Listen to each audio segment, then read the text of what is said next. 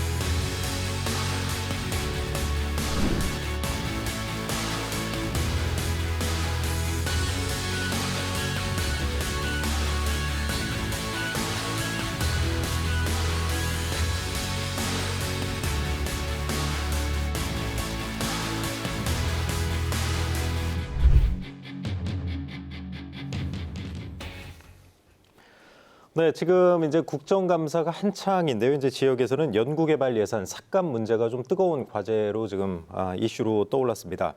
최근에 이제 지난 11일이었었죠. 이제 세종시 과기부에서도 이제 국정감사가 열렸었는데 이 문제가 좀 집중적으로 논의가 됐습니다.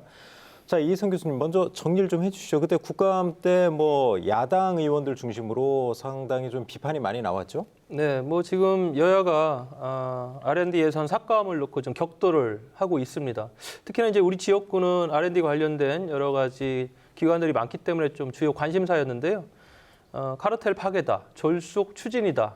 이렇게 좀 팽팽히 맞섰고 또 세계가 놀라는 R&D 예산의 삭감이라는 야당의 지적에 대해서 이제 추경호 장관 같은 경우는 이제 성역은 아니다. 이렇게 이제 맞대응을 하면서 이 R&D 예산이 지금 뜨거운 감자를 부상을 했습니다. 전년도보다 16.6%의 어떤 예산이 삭감이 됐는데요. 네. 이 R&D라는 게 결국은 이제 미래에 대한 투자 아니겠습니까? 그리고 이제 젊은 과학자들이라든가 이런 부분에 있어서 사람에 대한 투자인데 이것을 이제 카르텔이라는 부분으로 이제 여야가 어떤 관점을 놓고 보니까 여기서 조금 상호 간의 입장 차이가 더 커진 것 같습니다. 어찌됐든 이제 뭐 여당의 입장에서는 현재 이제 정부가 긴축 재정을 추구하고 있기 때문에 다양한 영역에서 예산을 줄여야 되는 필요성이 있고 R&D 예산 또한 뭐 과제를 독식하는 연구자들에게 어떤 주었던 관행을 좀 혁파해야 된다 이런 주장도 있는데 여기서 가장 중요한 것은 과연 카르텔이고 관행이라는 부분을 증명할 수 있는 어떤 자료 제출에 대한 부분이 다른 국정감사에서 논란이 됐던 부분이 사실입니다. 네. 그날 국감장에서 이제 민주당 민형배 의원 같은 경우 이제 예산 삭감 문제 때문에 과학기술계가 뭐 난장판이 됐다. 좀 거친 표현까지 좀 썼었어요. 자, 김동섭 의원님 어떻습니까? 지금 이희성 교수님은 긴축 재정의 일환으로 좀 불가피한 측면이 있다. 또 그런 뭐 연장선에서 봐야 된다 말씀하셨는데 왜 이런 대폭적인 삭감이 좀 이루어졌다고 보시는 건가요? 예, 대덕특구 지정 50주년이 올해입니다. IMF 때도 삭감을 시키지 않았던 과학기술 연구 개발 예산 16.6% 정도를 삭감했습니다. 이 아무리 긴축 재정이라 하더라도 미래에 대한 비전, 미래에 대한 희망은 갖고 있어야 됩니다. 때문에 우리 가정이 아무리 힘들어도 우리 2세들한테, 우리 아이들한테 교육비에 대한 투자를 아끼지 않았듯이 대한민국이 미래 먹거리는 과학기술로부터 출발합니다. 근데 아무리 긴축 재정이라고 하더라도 과학기술 예산을 이렇듯이 대폭 삭감한다는 것은 말뿐인 과학인데 앞으로 우리 대덕특구 또는 대한민국의 과학기술 발전을 위해서는 상당히 우려스러운 일이고요.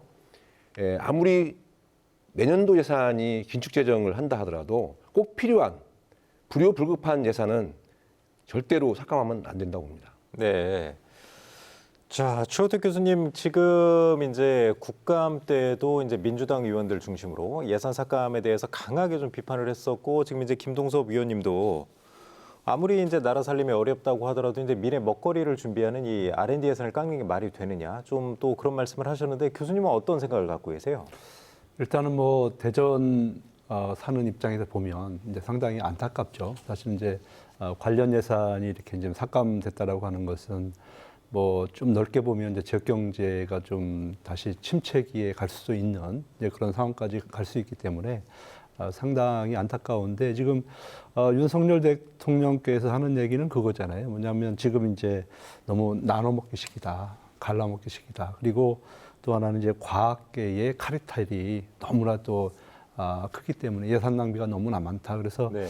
지금 한 번쯤은 이것을 제로 베이스에서 다시 한번 점검할 필요가 있다. 이런 말씀을 하시는 것 같은데 요건 좀 우리나라 이제 예산 제도의 특성을 조금 이해를 하면 좀 이해가 될 것 같아요. 우리는 이제 점증주의 예산 제도를 도입을 하고 있습니다. 이게 무슨 얘기냐면 작년도가 기준이 되는 것이죠. 그래서 작년도 예산에 올해 이제 물가 상승률이나 이런 것을 바탕으로 해서 예산을 이제 편성을 하게 되는 거고 그것을 이제 국회에서 통과시켜주는 그런 과정을 거치고 있는데요. 한때 우리도 이제 윤석열 대통령께서 얘기하는 이제 소위 얘기하는 GBB라고 합니다. 제로 베이스 버제팅이라고 해서 영기준 예산 제도라고 그러는데요.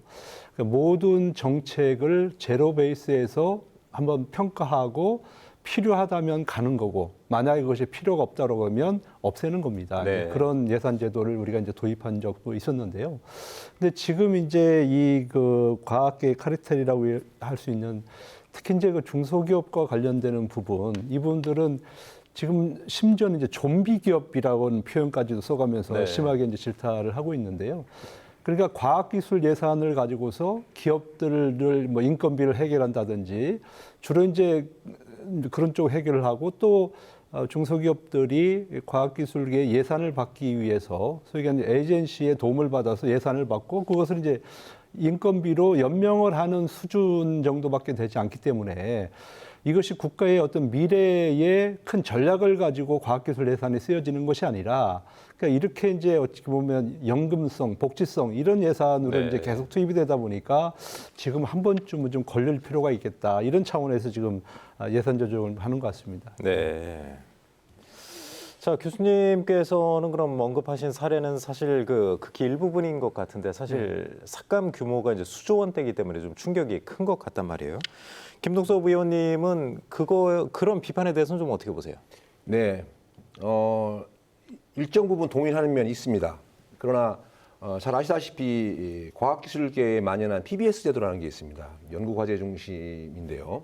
그러니까 수탁을 하는 겁니다. 과제를 따기 위해서 연구자들이 연구 현장에 있어야 되는데 중앙부처의 공무원들을 찾아다니면서 과제를 따기 위해서 흔히 말하는 로비를 해야 되는 그런 상황이 벌어지고요.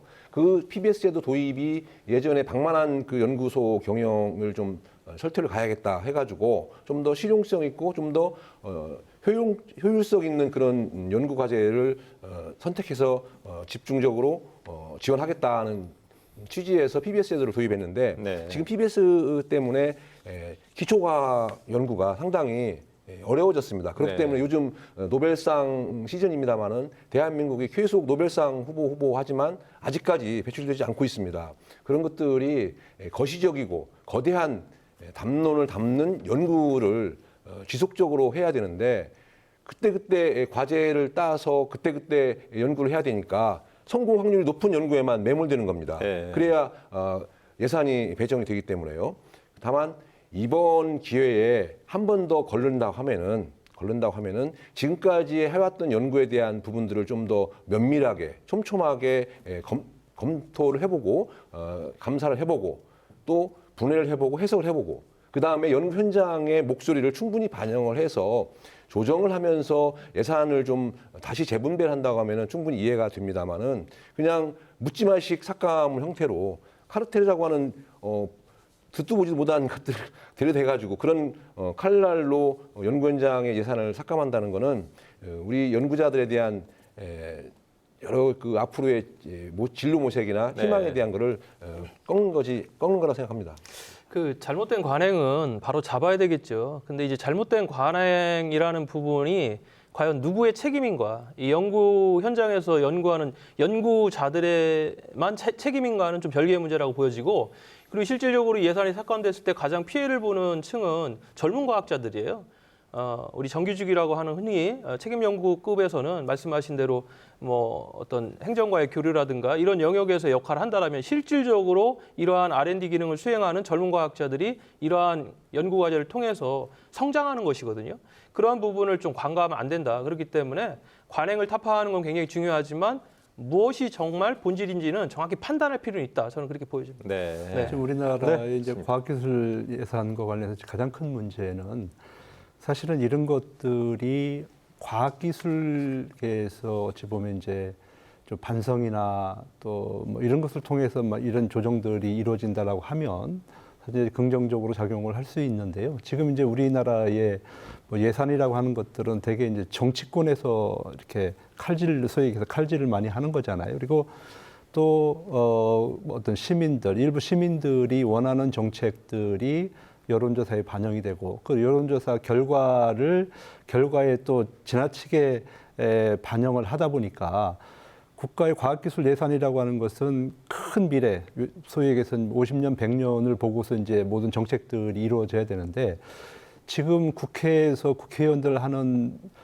모양새를 보면 당장 나에게 표가 되는 쪽에는 예산을 그대로 반영을 시켜주고 네. 만약에 표가 되지 않고 그냥 아무런 의미가 없다고 판단되는 경우에는 예산을 삭감하기도 하고, 그러니까 이런 행태들이 지금 가장 큰 문제라고 저는 좀 지적을 좀 하고 싶습니다. 네. 그래서 정말 우리 그 국회가 정치인들이 제대로 좀 서서 무엇이 우리나라 대한민국의 100년 대계를 설 수 있는 그런 그 과학기술의 미래인지 이런 것들을 좀 정확하게 좀 판단하고 거기에 맞춰서 예산을 좀 심의하는 것이 맞지 않을까 하는 생각을 좀 해봅니다. 알겠습니다. 정부도 뭐 당위성을 계속 얘기는 하고 있지만 사실 5월까지만 해도 증액을 하려고 했다가 갑자기 이제 이런 뭐 배경 설명도 없이 이제 뒤집으려고 하다 보니까 이제 이번 국감에서도 그런 비판이 많이 나왔던 것 같은데요. 아무튼 국회 예산 심사 과정이 남아 있으니까 결과는 한번 지켜보도록 하겠습니다. 근데 이제 R&D 예산 삭감하고 사실 우주청 설치도 좀 연관이 다 이제 돼 있는데 사실 우주청 설치 특별법 이 심사도 좀 잘 안 되고 있어요. 자, 이승 교수님. 그 어떤 문제가 지금 여기서 쟁점이 되고 있는 건가요? 우주항공청에 이제 그 연구 기능을 부여하겠다라는 게 가장 큰 쟁점인 것 같아요. 사실은 지금 우주산업 삼각축 클러스터라는 부분에서 지금 대전에 연구 기능, 항공우주연구원이라든가 천문연구원 중심의 그 기능들은 좀 분리를 하겠다는 거거든요. 네. 근데 이번에 이제 그 특별법 관련돼 가지고 그 기능까지도 우주항공청으로 가져가려니까 아무래도 그에 대한 좀 논란이 있는 게 사실이고, 네. 그래서 지금 이번에 이제 합의를 또 하지 못해가지고 불발에 그쳤거든요. 그래서 앞으로 이 부분이 좀 지지부진하게 갈 것 같고, 아마 이제 그 사천으로 이제 우주항공청을 가겠다라는 걸 정해놓고 나머지 부분들을 세팅하다 보니까 처음에 한 200명 규모의 우주항공청이 사천에 가서 특별한 기능이 없거든요. 왜냐하면 네. 행정부기 때문에. 그렇다 보면은 제일 중요한 연구 기능에 대한 부분들, 이 부분을 가져가겠다. 결국은 이제 우리 지역의 입장에서 볼 때는 이거 항공우주연구원하고 천문연구원도 사천으로 이전시키려는 어떤 빅피처 아니야? 이렇게 이제 오해를 할 수밖에 없는 것이죠. 네. 자, 김동수 위원님, 그 일반 시청자분들은 이제 우주항공청에 네. 연구 개발 기능을 부여하냐 안 하느냐 이 문제가 왜 이렇게 문제가 되는지 잘 이해 못 하시는 분들도 있을 것 같은데 네. 그게 왜 중요한 건지 한번 설명해 주시죠. 네, 일단 그 우주항공청은 대통령 공약이었습니다. 네. 그래서 우리가 나로호, 누리호 성공 과정을 거치면서 우주 산업에 대한 육성이 필요하다. 그래서 한국판 나사 형태로 그 우주 전략, 우주 정책을 입안하는 그런 총괄하는 국가 기구가 필요하다 해가지고 추진하다가 원래는 대통령 직속으로 하려고 했었습니다. 네. 그러다가 총리 직속으로 하다가 이번엔 또 장관 직속으로 이제 하는 걸로 했는데, 그러다 보니까 지금 사천에는 좀 전에 말씀하셨던 그 위성을 근간으로 한 그런 산업, 그리고 전남 고흥에는 발사체를 근간으로 한 우주 클러스터, 대전은 잘 아시다시피 연구 개발과 그다음에 인재 인력. 육성을 기반으로 한 삼각구도를 하는 것이 기본 구도였었는데 그러면서 우주항공청을 설치하는 거였습니다. 근데 안건 조정위에서 그런 그 법안들을 조정하다 보니까 우주항공청이 사천으로 가면서 사천 설치하면서 우주항공청에도 연구 개발할 수 있는 그런 자격을 좀 줘야지 하지 않겠느냐 그런 논란이 좀 있었습니다. 그런데 지금 우주항공청에 깊은 연관이 있는 대전에 있는 그 항공우주연구원, 천문연구원 두 개의 연구소가 있습니다. 그 연구소도 나중에는 그 연구 기능이 다 이전하면은 천문연구원, 항공우주연구원도 결국 이전하지 않겠느냐 하는 그런 우려가 있고요. 우주항공청 애초에 취지를 어긋나서 기본 지원 인력이 100명 그리고 연구 인력이 200여 명으로 해서 300여 명 규모로 만든다는 겁니다. 그런데 애초에는 연구 개발 그 기능이 없었던 것이거든요. 그런데 그걸 갑자기 넣다 보니까 지금 안건 조정에서 제대로 합의가 안 된 상태입니다. 자, 최우택 교수님, 지금 쟁점이 되는 게 이제 연구 개발 기능을 부여하면 결국 이제 항우연과 천문연에서 인재들을 좀 하나둘씩 빼갈 테고 결국은 항우연하고 천문연까지 아예 경남으로 이전하는 거 아니냐 이제 이런 걱정을 좀 하고 있는 것 같아요. 그런 것 때문에 이제 여야 합의도 쉽지 않을 텐데 내년 초 개청도 이런 식으로 간다면 어려운 거 아닌가요? 계속 지연이 될 것 같은데요. 어렵다고 봐야 되겠죠. 네. 그리고 이제 지금 우리가 걱정해야 되는 그런 부분들은 지금 우리 지역에서는 이 문제가 조용하잖아요. 네. 근데 이제 경남 지역 가면은 당연히 뭐 항우연이나 천문연 같은 경우가 이제 조만간 온다. 뭐 이렇게 지금 이제 여론도 이제 홍보를 하고 있기 때문에 심각한 문제가 아닐 수 없는 거고요. 저는 지금 이 정부 여당하고 곽의정 동부 같은 경우에는 이제 우주청을 설립을 하려고 그러는 거잖아요. 그러니까 원래의 대통령의 공약대로는 하겠다. 거기에 이제 연구 기능을 같이 플러스해서 가겠다라고 하는 거고, 그 다음에 이제 노조라든지 야당 같은 경우, 특히 이제 노조 같은 경우에는 우리나라의 이 우주항공 기술이라고 하는 것, 또 정책이라고 하는 이런 것들이 과학기술 영역뿐만 아니라 이제는 외교와 국방까지도 포함을 시켜야 되는 이제 그런 수준까지 와 있기 때문에 지금 이것을 갖다가 과기부에 그냥 이렇게 묶어놔서는 안 된다 그런 입장이죠. 그래서 이제 이것을 대통령 산하로 해서 뭐 예를 들어서 이제 우주전략본부로 그것을 이제 승격시켜서 부차원 부 정도의 수준으로 좀 가야 된다 이런 주장을 하고 있는데, 자 문제는 뭐냐면 R&D 기능을 부여하느냐 안 하느냐 이게 이제 중요해요. 네. 만약에 이제 이것을 부여하게 되면 사실은 항우연이나 천문연 같은 경우에는 이제 옥상옥 구조 때문에 기능이 상당히 약화될 가능성이 크다. 저는 그렇게 보고 있는 거고요. 더 중요한 것은 이것은 이제 항공청으로 해서 사실 이제 청이라고 하는 것이 뭐냐면 스스로 법을 만들 수도 없고요. 네. 스스로 예산을 편성할 수 있는 권한도 없습니다. 그러다 보니까 과기부에 종속될 수밖에 없는 이제 그런 수준으로 전략을 하는데 지금 국가가 그것을 원하는 것 같아요, 사실은. 그러면 이제 이거는 이제 경남 사천으로 갈 수밖에 없는 그런 구조이고요. 만약에 이제 R&D 기능을 뺀다라고 보면 그러면 이제 행정 기능만 남게 되는 거잖아요. 그러면 이제 대전에서도 사실은 항공 뭐 청이 됐든 뭐가 됐든 이것이 이제 남을 수 있고 아니면 세종에 이제 존재할 수도 있기 때문에 이거는 이제 이 부지 문제와 관련해서 좀 상당한 논란이 지금 이제 앞으로 전개될 예정이기 때문에 이건 우리가 지켜보지만은 그러나 지역에서도 특별한 관심을 가지고 우리가 가지고 있는 연구 개발, 그다음에 인재 약성이라고 하는 측면을 꼭 지켜야 되는 부분이 있다 이렇게 말씀드립니다. 최우택 교수님 이제 지역의 관심을 얘기하셨는데 사실 이제 보면 그 대전시가 좀 미온적으로 반응하는 거 아니냐 이런 얘기가 좀 나와요. 이장우 시장이 최근에 이제 이 문제 관련해서 이제 시끄러워지니까 기자회견을 하긴 했는데 뭐 강한 어조로 좀 말하진 않았어요. 좀 미온적이다 이런 비판이 좀 있지 않습니까? 아무래도 뭐 미온적이죠. 대통령 공약 사항인데 더군다나 아직 이제 특별법도 통과되지 않은 상황에서 정치적 논란으로 빠져들 수 있으니까 미온적이긴 한데 사안 자체가 이제 중차대하니까 이번에 이제 발언을 내놨습니다.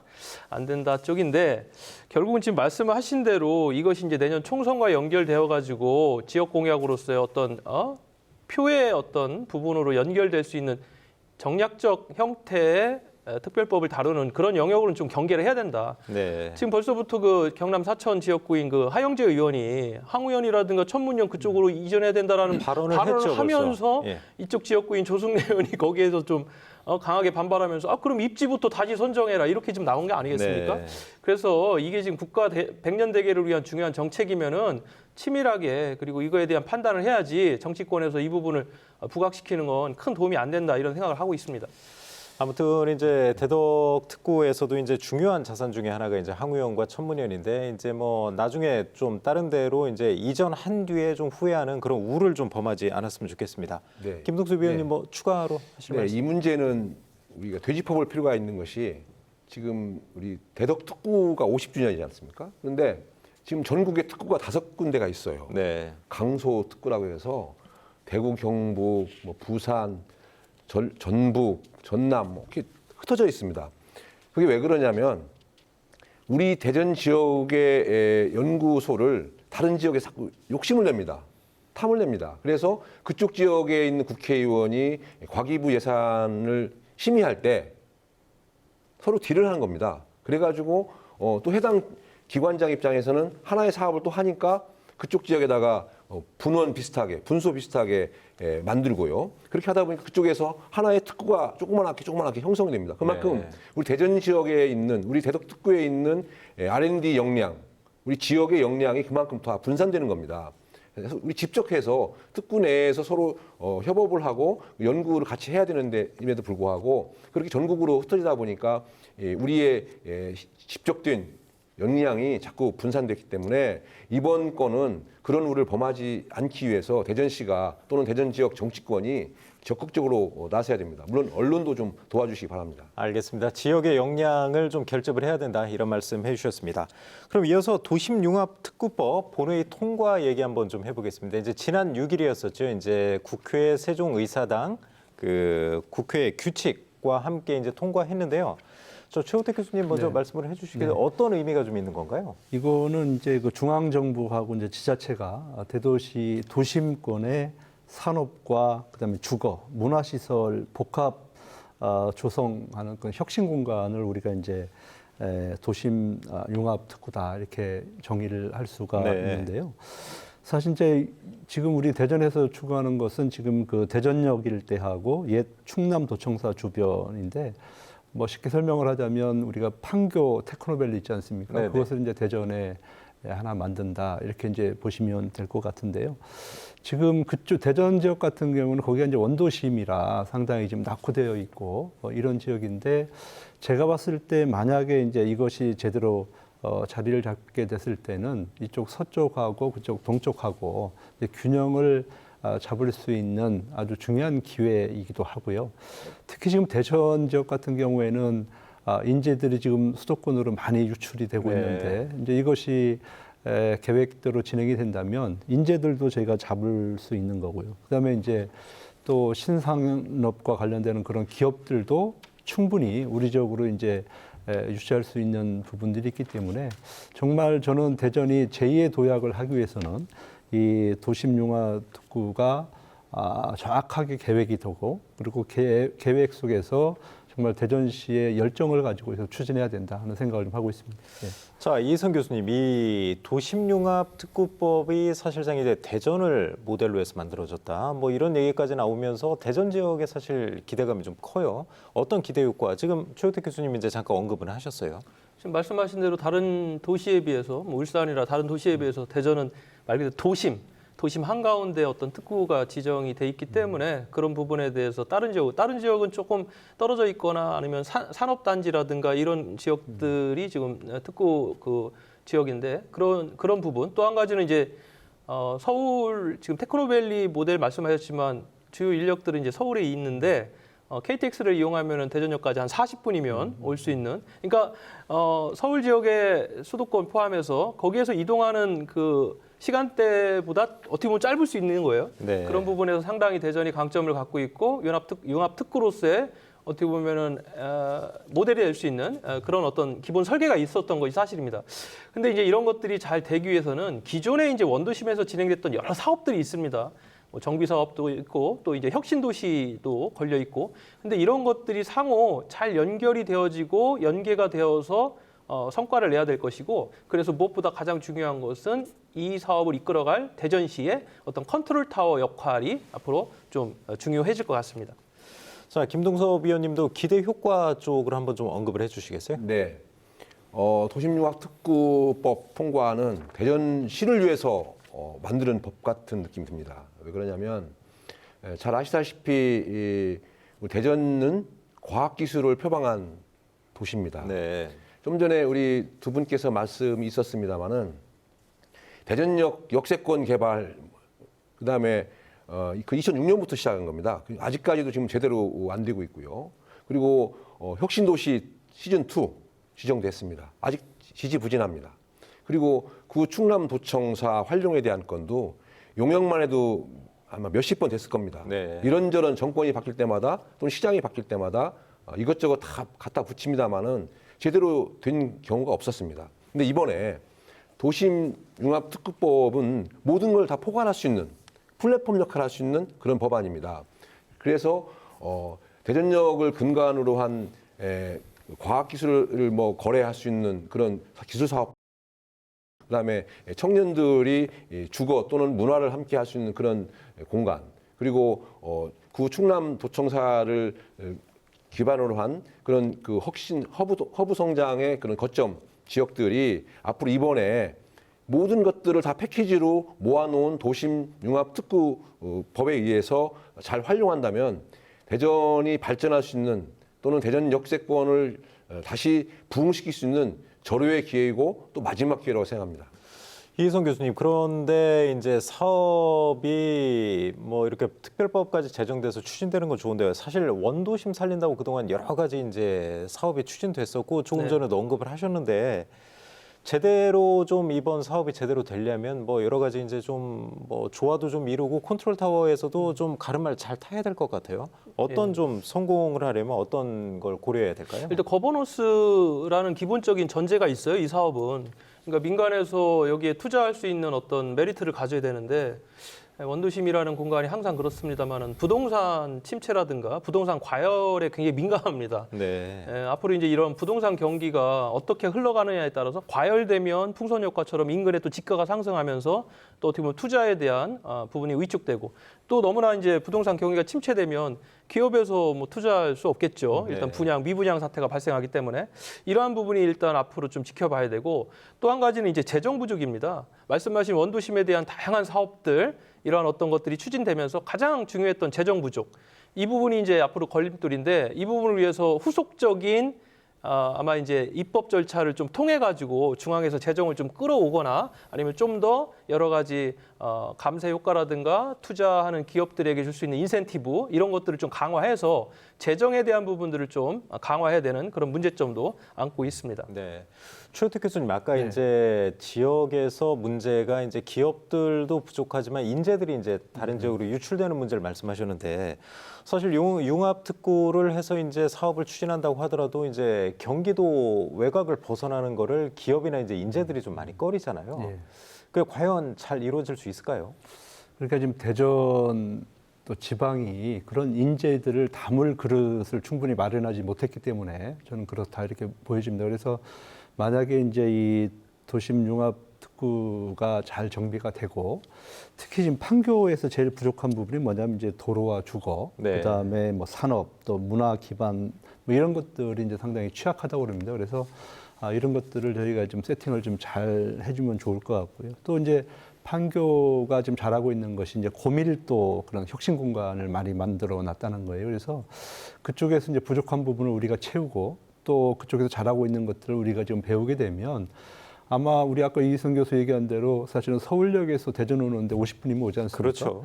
근데 서울역에서 아마 판교까지 가는 데는 시간이 더 걸릴 수도 있어요. 차를 네. 가지고 가야 되기 때문에. 이제 그런 상황이기 때문에 우리가 잘만 준비한다면 이것은 충분히 저는 가능성이 있다 이렇게 보는 거고요.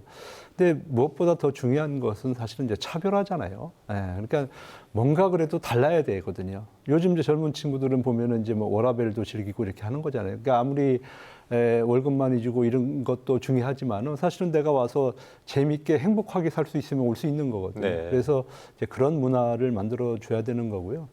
저는 좀 그렇게 했으면 좋겠어요. 그래서 이 대전 역세권이 좀 명품 그런 그 랜드마크를 형성을 해서 우리가 도심 융합 특구 플러스에서 우리가 혁신 도시까지 같이 묶어서 거기에 좀 복합 기능을 우리가 잘 설계를 해서 네. 그렇게 해놓게 된다면 저는 젊은 인재들이 충분히 대전에 머무를 수 있고 오히려 수도권 인재들이 대전으로 내려올 수 있는 이제 그런 기회가 되고요. 또 한 가지 첨언을 하자면 대전이 조금 어두운 도시예요, 사실. 네. 특히 이제 중국이나 뭐 이런 데 가보면 도시 자체가 엄청나게 화려해요. 그러니까 야간 경제가 되게 활성화돼 있어요. 네. 물론 이제 서울도 그렇지만, 근데 이제 지방은 그런 곳이 없다는 거예요. 그래서 이쪽 그 도심 융합 특구 또 혁신 도시를 중심으로 해서 대전이 좀 밝아졌으면 좋겠다. 그다음에 야간 경제가 좀 활성화되는 그런 지역으로 탈바꿈을 하게 된다면 젊은이들 모이지 않을까 하는 생각을 해봅니다.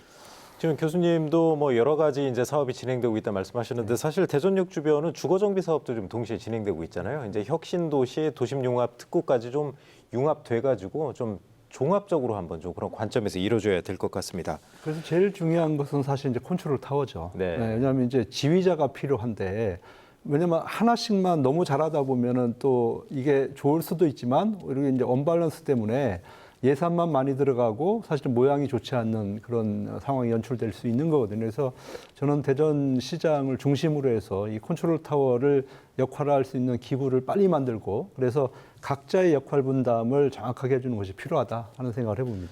자, 김동섭 위원님. 그런데 이번 정부 들어와서 사실 특구라는 걸 엄청 많이 만들었어요. 그래서 이제 전국 각지에 이렇게 분포가 되어 있는데 또 이제 지자체 간 이제 좀 경쟁도 해야 되고요. 또 예산 확보 경쟁도 분명히 있을 테고 이게 좀 너무 좀 분산돼 있다. 그래서 사업이 제대로 되겠느냐 이런 또 우려도 있단 말이에요. 네네. 좀 제대로 되려면 어떤 노력이 좀 필요할까요? 네. 아마 전국의 5개 광역시 다 선정이 됐습니다. 네. 그런데도 아마 대전이 제일 선도 모델이 될 것이고요. 대전의 방향에 따라서 나머지 이 광역시에서도 따라할 겁니다. 그런데 대전은 이번에 선도 사업을 무엇을 어떤 컨셉을 가지고 선정하고 추진하에 따라서 이 대전의 도심융합 특구 발전에 대한 또는 성공에 대한 전망이 나올 거라고 봅니다. 때문에 지금 그 역세권 재정비 사업을 보면은 대다수가 공동주택입니다. 네. 근데 공동주택만 가지고는 그 혁신 성장 공간으로서 제대로 역할을 못합니다. 흔히 말하는 판교 테크노밸리 같은 그런 시스템, 그런 형태로 발전을 시키려고 하면은 대전역을 근간으로 한 그런 새로운 컨셉, 그리고 대덕 특구를 근간으로 한 새로운 컨셉을 도입해야 되고요. 그다음에 대전에는 잘 아시다시피 대학이 14개 대학이 있습니다. 그렇죠. 상당히 많은 대학이 있고 거기서 배출되는 우리 젊은 인재들이 많이 있습니다. 그 대학과의 연계, 과연 어떠한 그 컨셉을 잡을 것인가, 어떠한 연결성과 그런 네트워크를 형성하고 융합을 할 것인가를 잘 잡아서 선도 사업을 제대로 추진한다 하면은 앞으로 대전형 도심 융합 특구가 제대로 성공할 것이고요. 다른 지자체, 다른 광역시에서도 따라할 거라고 봅니다. 때문에 너무 공동주택, 민간 사업자가 어차피 들어올 수밖에 없는 상황이지만 그럼에도 불구하고 대전시가 제대로 된 규제와 제대로 된 제도, 제안 속에서 한다고 하면은 대전 도심융합 특구가 성장하고 발전하려고 봅니다. 이희성 교수님은 이제 정부가 사실 노무현 정부 이후 이제 20년 넘게 균형 발전 정책을 추진하고 있지만 사실 수도권 집중화는 계속 심해지고 있단 말이에요. 네. 이런 특구 지정하고 하는 게 지방 소멸 또 이제 뭐 지방을 살리는 그런 대책도 좀 될 수 있다고 보세요. 지방 소멸의 가장 큰 부분이 인구 감소죠. 인구 감소인데 인구를 어떻게 유입할 것인가. 근데 이제 인구를 유입하는 정책은 결국은 오른쪽에 있는 주머니에 있던 걸 왼쪽으로 가져오는 것밖에 안 되거든요. 그러니까 네. 인구의 총량을 늘리는 정책은 지자체에서 하기는 어렵고 결국은 정부가 주도적으로 해야 되고 뭐 그런 일환으로 이제 이민청 같은 것을 구상하는 것 같아요. 다만 이제 이렇게 인구 감소라든가 지역 소멸에 대한 대안으로서 이 특구를 띄웠어요. 도심 융합 특구라는 거를 지금 띄웠지만 지금 우동기 지방시대 위원장이 얼마 전에 17일이네요. 대전 특강에서 이야기했을 때 기회발전특구, 그리고 교육 자유특구, 네. 그리고 문화 콘텐츠 생태계 조성을 위한 문화특구, 그리고 도시융합특구, 이 4대 특구론을 역설을 했어요. 결국은 앞으로 이 특구라는 게 아까 그 최우택 교수님도 말씀하셨다시피 차별화가 될 수 있는 부분을 오히려 이렇게 4대 특구라는 걸로 전국을 확대했을 때 오히려 차별성이 없어지거나 재정에 대한 부분이 열악함으로 인해 가지고 좀 용도사미로 그치는 게 아닌가. 왜냐하면 이 도심융합특구가 굉장히 이 사업 기간이 길거든요. 네. 그래서 계속 지역에서 관심 있게 좀 바라봐야 될 것 같습니다. 알겠습니다. 저는 그러면 이제 네, 한번 더. 제가 봤을 때는 예. 우리나라에 이제 특자 들어가는 게 너무 많은 거예요. 특공대도 있지만은 지금 이제 특별자치도도 있지 않습니까? 그러니까 지금 뭐 예를 들어서 제주하고 세종 정도까지는 우리가 이해를 할 수 있지만 강원 특별자치도, 맞습니다. 전북 특별자치도, 대전 특별 뭐 과학 더 이상 특별하지가 않다는 비판이 더 이상 그래서 특별하지가 나오고 있습니다. 않고요. 그래서 저는 대한민국이 강국으로 가기 위해서는 이런 특별자를 붙이는 것보다는 그 지역이 차별성을 가지고 스스로 특별하게 변할 수 있도록 저는 이제 규제를 좀 완화시켜 주고요. 그다음에 지역에서 쓸 수 있는 돈 있지 않습니까? 재정을 좀 이렇게 지역으로 좀 내려보내 주고 또 젊은 인재들이 지역에서 일할 수 있도록 그런 정주 여건이나 이런 것들을 좀 지원해 주는 역할을 자꾸만 해야지. 특구로 우리 대한민국을 4개로 묶으면은 그건 그 4개 안에 다 모든 지역들이 갇히게 되는 거잖아요. 네. 그렇게 하면 그건 제가 볼 때는 동일한 것을 생산하는 그게 공장이지 특구는 아니거든요. 그러니까 그런 차원에서 좀 규제를 완화시킬 수 있는 그런 노력들을 정부가 좀 해야 된다. 그런 말씀드립니다. 네, 도심 융합 특구 좀 잘 됐으면 좋겠습니다. 이제 일반 시민들 또 정치인들 또 뭐 대전시는 물론 해야 될 테고 언론들도 좀 관심을 가져가지고요. 좀 긍정적인 방향으로 해서 성공적인 그런 좀 사업 성과 냈으면 좋겠습니다. 자, 세 번째 주제 이제 흥행몰이에 성공한 대백제전 관련해서 좀 얘기를 해보겠습니다. 이제 당초 관람객 목표를 150만 명으로 잡았는데 사실 300만 명 넘게 와가지고 딱 깜짝 놀랐습니다. 사실 지역에서도. 이성 교수님 혹시 대백제전 다녀오셨나요? 네. 어떠셨어요? 좀 분위기가? 일단 사람은 많았습니다. 네. 사람은 많았고요. 뭐 황금 연휴 덕을 좀 봤겠죠. 예, 날씨도 너무 좋았고 물론 이제 그 전에는 좀 이렇게 폭우가 있어가지고 좀 우려도 했습니다만은 운영은 잘 끝난 것 같고요. 흥행도 성공한 것 같습니다. 그 이면에 이제 13년 만에 대백제전, 전년도 98억에서 이번에 181억. 물론 이제 본 예산만 그렇고 또 이후의 예산까지 하면 200억 넘는. 네. 그래서 좀 기대를 했어요. 그리고 대백제전 이랬기 때문에 공주, 부여, 웅진 사비 시대를 뛰어넘는 한성대백제, 또 익산의 일부 백제 유적 같은 경우를 좀 아우를 수 있는 정말 대백제전이 됐으면 했는데 이번에 너무 공주, 부여 이 지역에 있는 그 컨텐츠에 좀 묻혀 있었고 또 이전에 했던 그 백제문화재 프로그램들이 대부분 좀 그대로 재탕, 삼탕되는 그런 것도 조금 아쉬웠습니다. 무엇보다도 이게 글로벌 축제를 지향을 했거든요. 네. 글로벌 축제라고 하면은 결국은 해외에 어떻게 마케팅을 했고 외국인들을 어떻게 유치했고 얼마 정도의 외국인들이 왔는지에 대한 그 구체적인 좀 성과에 대한 지표도 있었으면 좋겠는데 그런 것도 발표되지 않은 부분은 좀 아쉬웠습니다.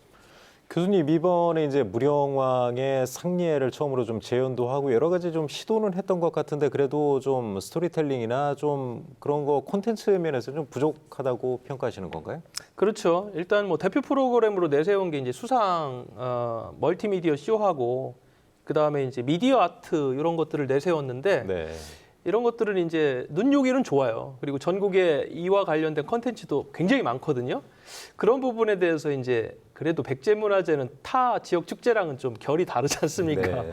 뭔가 이제 가장 큰 어른 같은 느낌들이 났는데 정말 대백제전 17일간 개최됐을 때 백제의 어떤 600년이라는 역사 그리고 이게 어떠한 의미를 갖고 있고 또 그거의 후손으로서의 충청인들의 자긍심 이런 것들을 좀 보여줄 수 있는 그런 컨텐츠가 있었으면 좋겠는데 아까 말씀하신 그 상례 같은 경우는 상당히 접근성도 좋았고 주목을 받았습니다만은 일반 관람객들에게 보편적으로 좀 마음에 와닿는 데는 다소 아쉬움이 있었습니다. 김동섭 위원님 대전 사시잖아요. 네. 혹시 다녀오셨나요? 네, 한 2번 다녀왔습니다. 2번씩이나 다녀오셨어요. 어떠셨어요? 밤주스로 갔다가. 아 그래요? 전체적으로 한번 평가를 해주시죠. 네, 좀 전에 그 이성 교수님은 전문가시니까 전문가적인 식견에서 보시는 거고요. 저는 이제 일반 관람객 입장에서 봤는데 너무 천편일률적인 것이 많다 네. 그런 생각이 들었고요. 그다음에 공주와 부여가 같은 컨셉으로 쭉 가는 것 같아요. 그래서 참 상당히 안타까웠다는 생각이 들었습니다. 왜 그러냐면은 우리 대백제는 웅진백제가 있고요, 사위백제가 있습니다. 네. 그러면 그 시차에 맞는 컨텐츠를 개발하고 그런 프로그램을 도입했으면 더 좋았지 않겠나 생각이 듭니다. 그냥 뭐 여기저기서 그 먹거리 존 만들어 놓고 그다음에 좀 전에 말씀하셨던 그 미디어 아트 존은요, 공주도 있고 부여도 있고 전국에 다 있다고 다 볼 수 있는 있죠. 거예요. 다 예. 있는 것도 편편일적인 그런 거. 그다음에 흔히 보여주는 쇼. 물론 그런 것도 필요합니다만은 너무 그쪽에다가 예산을 편중시켜서 아무 무의미한 아무 색채가 없는 것보다는 백제에 대한 기본적인 그 어떤 나라였고 또 어떠한 정체성을 갖고 있는가가 좀 가미가 되는 그런 축제가 됐으면 좋겠습니다. 네. 최호태 교수님도 물론 다녀오셨죠? 다녀왔습니다. 저는 네. 다녀왔는데요. 저는 이제 이번에 그 대백제전을 평가하기에 앞서서 사실 그 대통령실에서도 이제 많은 관심을 보였던 것 같아요. 특히 이제 윤석열 대통령 같은 경우는 유엔 총회 끝나고 오자마자 개막식 때 참석을 헬기 타고 하셨죠. 바로 이렇게 네. 달려오셔가지고 이제 축가를 해주셨는데요. 이제 그만큼 사실은 이제 국가적인 행사가 됐다라고 하는데 저는 뭐 이의가 없습니다. 그리고 뭐 그 인원 동원에 이제 성공했다는 것도 뭐 큰 이의가 없는데 중요한 것은 181억 공식적인 비용이 그리고 기간이 지금 황금 연휴가 다 껴 있는 거예요. 맞습니다. 예. 이 기간 이런 걸 계산해 보면 과연 지금 뭐 한 360명 정도가 지금 320만 명. 320만 명입니까? 예. 이제 그 정도가 참여를 했다고 그러는데 저는 그 성공했다고 보지는 않습니다. 상당히 네. 좀 박하게 평가를 네, 하시네요. 왜냐하면 그 지금 사실은 이 정도 돈을 들이고 이 정도 황금 연휴 기간인 축제가 한 번도 없었어요, 우리나라에서. 네. 그러니까 대한민국 축제에서 어찌 보면 역사적인 그런 기록을 세울 수도 있는 이제 그런 축제였는데도 불구하고 사실 이것밖에 성과를 못 냈다라고 하는 것은 제가 볼 때는 그런 차별화라든지 이런 것이 좀 부족해서 온 것이 아닌가 하는 생각을 좀 해보고요. 또 이제 그 해외의 어떤 그 영향력을 뻗치고자 이번에 사실 축제가 좀 기획이 됐는데 그런 해외의 참여라든지 이런 것들이 뭐 일정 부분 있었습니다만은 그러나 우리가 이제 가시적으로 성과가 있다 할 정도의 성과는 없었기 때문에 좀 아쉽지 않았을까 하는 생각을 좀 해봅니다. 예. 자, 이성 교수님이 아무래도 이제 축제 문화 이쪽으로 전문가시니까 이번 주제에 대해서 간략하게 한번 좀 정리를 해주시죠. 이제 콘텐츠 부족 그런 부분 또 해외 이제 참여가 좀 부족했다. 그리고 최호태 교수님은 사실 이 정도 돈을 써서 이 정도 기간에 이 정도 320만 명이면 성공한 게 아니다. 상당히 좀 박하게 평가를 하셨어요. 네. 내년부터 좀 제대로 하려면 어떤 쪽에 좀 개선을 해야 될지 그 부분을 정리를 좀 해주시죠. 삼국사기의 백제를 이렇게 묘사하고 있습니다. 검소하지만 누치하지 않고 화려하지만 사치스럽지 않다. 외형의 어떤 부분보다도 백제라는 그 국가가 갖고 있었던 이런 정신적인 부분들 좀 잘 녹여냈으면 좋겠고요. 그리고 내년부터는 백제문화재 추진위원회가 이제 해체가 되고 충남 문화관광재단에서 이제 이 업무를 맡아 합니다. 폐막식에도 박정현 군수가 앞으로 경연제로 백제문화재를 했으면 좋겠다 이런 의견도 냈는데요. 공주와 부여라는 두 도시 간에 이제까지는 약간의 경쟁 모드였습니다. 그리고 충남도는 일부 프로그램에 한정된 형태로 운영이 됐고 그래서 내년부터는 이러한 어떤 시스템을 전체적으로 좀 재수정하는 그러한 형태로 추진을 했으면 좋겠고요. 그러한 가운데서 충남도의 역할이 좀 더 중요해지지 않을까 이렇게 생각을 합니다. 네, 아무래도 이제 320만 명이라는 이제 숫자에 도취되지 말고 충청남도나 이제 백제문화재재단이 그 성과 분석을 좀 뭐 철저하게 해가지고요. 다음에는 좀 더 이제 내실 있는 축제로 좀 키워갔으면 좋겠습니다. 자, 세 가지 주제 오늘 살펴봤는데요. 이제 10월에 주목해야 될 만한 다른 뉴스가 있으면 간단히 한번 좀 정리를 해보겠습니다. 최호태 교수님, 뭐 좀 짚어주실 만한 게 있을까요? 지금 우리 지역에 이제 가장 큰 일 하나가 이제 해결이 됐지 않았습니까? 국회 세종의사당이 국회 본회의를 이제 통과를 하게 된 것이잖아요. 사실 이번 달 지역에서 가장 큰 뉴스였다고 볼 수 있죠. 가장 큰 뉴스이잖아요. 그러니까 이것이 이제 이 법안 발의된 지 11년 만이고요. 그다음에 이 국회법 개정 이후에 2년 만에 참 애간장을 태우면서 네. 통과를 한 겁니다. 여기에 지금 국회에 사실 국회의 중요한 것은 이제 상임위원회인데 상임위원회 11개가 내려오고요. 그다음에 그 예산결산특별위원회하고 또 국회 사무처, 또 국회 도서관, 세종분원 이런 것들이 이제 자리를 잡게 되면 네. 세종이 명실상부한 어찌 보면 행정수도로서의 역할을 저는 할 것이다 하는 생각을 좀 해보고요. 또 이것이 진행된과 동시에 사실 이제 대통령 제2집무실도 지금 추진을 지금 하고 네. 있는 거거든요. 이런 것들이 좀 속도를 낼 수 있도록 그동안에 사실 지역에서는 언론에서만 좀 떠들었지 이게 특히 이게 관심을 갖지는 못했거든요. 근데 그렇지만은 이제 우리가 충청권 메가시티도 있지만은 사실 제일 중요한 것 중에 하나가 이 부분이거든요. 그래서 지속적인 관심을 가지고 우리는 좀 추진을 해야 된다, 응원해야 된다 하는 말씀을 드리겠습니다. 알겠습니다. 뭐 워낙 큰 뉴스기 때문에 저희도 이제 일주일 전에 이 시간에서 좀 다뤘습니다. 그 주제를. 자, 이제 남은 시간이 많지는 않은데 김동섭 위원님께서 그럼 짧게 한 가지만 더 정리해 주시죠. 요즘 뭐 내년도 총선 관련돼서 22대 총선 관련돼서 출마 예정자들이 우후죽순 나오고 있습니다. 네. 그런데 잘 아시다시피 대전은 우리와 비슷한 광주보다 의석수가 한 석이 부족합니다. 광주는 8석인데 우리는 7석입니다. 그나마 유성이 분분해서 7석이 된 거죠. 그전에는 6석 있습니다. 근데 이번 얼마 전에 그 대전시에서 그 선거구를 증설하겠다 뭐 그렇게 추진했었습니다. 근데 지금 깜깜무소식입니다. 이게 그렇게 단발적인 뉴스, 단발적인 선언보다는 앞으로 22대 총선이 아니라 23대 총선, 앞으로 4년 후를 내다보고 전략적으로 정책을 세우고 전략적인 생각과 지역 정치권이 합심을 해야 되는 것이고 네. 그다음에 5개 구청이 같이 연대를 해야 됩니다. 그래야 23대 총선에서는 8석이 될 가능성이 조금 있을 겁니다. 네, 알겠습니다. 말씀 감사합니다. 세 분 모두. 오늘은 월간 이슈 진단으로 함께 했는데요. 앞으로 지방 시대를 견인할 사업과 정책들이 좀 속도감 있게 추진되길 바라면서요. 생생토론 여기서 마치겠습니다. 토론 함께 하신 세 분 모두 감사드리고요. 시청자 여러분 고맙습니다.